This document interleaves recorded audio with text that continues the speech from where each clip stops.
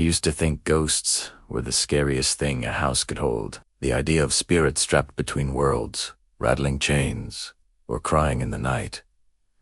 That stuff gave me chills, but that was before I learned a house could study you, before I realized something far worse than a ghost could be listening from inside the walls. I moved into that place in October. The rent was suspiciously cheap, a price you'd expect for a place with a dark history. My friends joked it looked like a crime scene with a fresh coat of drywall. The trees in the yard were old and gnarled, their branches scraping against the windows like bony fingers, but I didn't care. I just needed space, peace, distance from a life that had become too loud. Funny. It turned out the house needed the same things, but for a very different reason. It needed peace and quiet so it could listen. The first night, I heard footsteps, not the heavy, clumsy kind you'd expect from an old house settling. These were different. They sounded like someone pacing slowly back and forth in the upstairs hallway. Measured, intentional. At first, I blamed old wood and my own overactive imagination. But then I noticed something unsettling. The footsteps matched my own pace. When I walked to the kitchen, I'd hear them overhead, mirroring my steps. When I stopped, they stopped. It was like a shadow was walking on the ceiling. One night, I held my breath, just to see what would happen. And as I did, I heard it. A slow, hollow exhale from inside the walls. When I breathed in, something inside the walls breathed out. I started talking to myself after a few days. Just small things. The kind of stuff everyone does when they're alone. Where did I put my keys? Or I really need to do laundry. Normal stuff. But then I heard it back. My own voice. Soft. Repeated.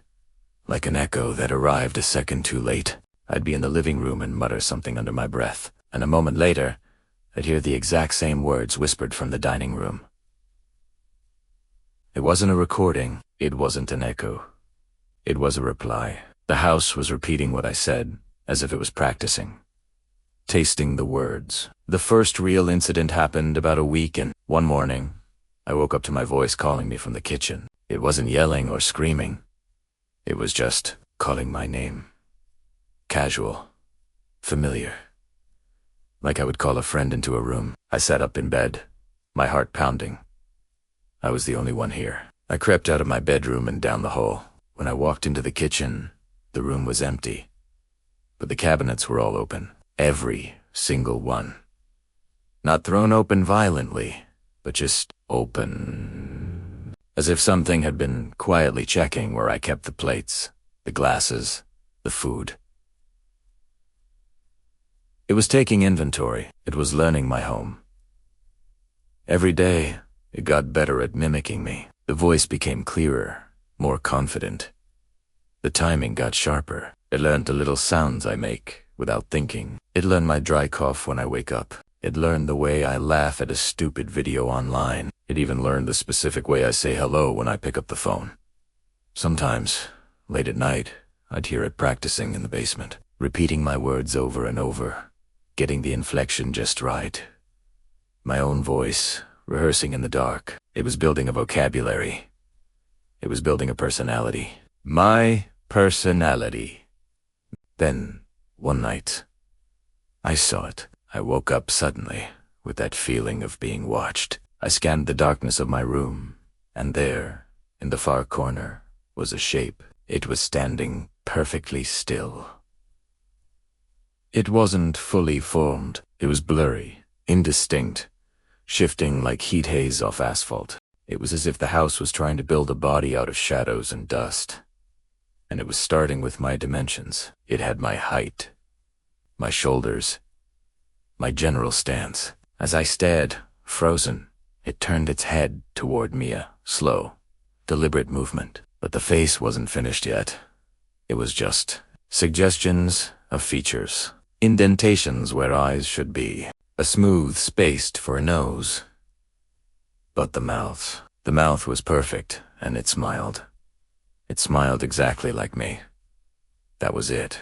I grabbed my keys from the nightstand and ran. The floorboards cracked and groaned behind me, not like a settling house, but like something heavy was sprinting right under the floor, chasing me. The whole house seemed to wake up, groaning and shifting around me. As I fumbled with the lock on the front door, I heard my own voice whispered directly in my ear, as if someone was standing right behind me.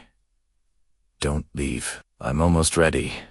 I got the door open and didn't look back. I called the police from my car, rambling like a lunatic about my house being alive, about it trying to become me. They didn't believe a word, of course, but they sent a patrol car to check it out, for a potential intruder. They went inside, flashlights cutting through the darkness. They found the house empty. No one there.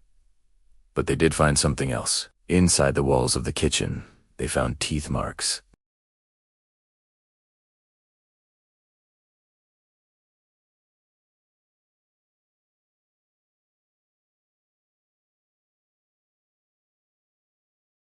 I'm staying with a friend now, miles away from that place.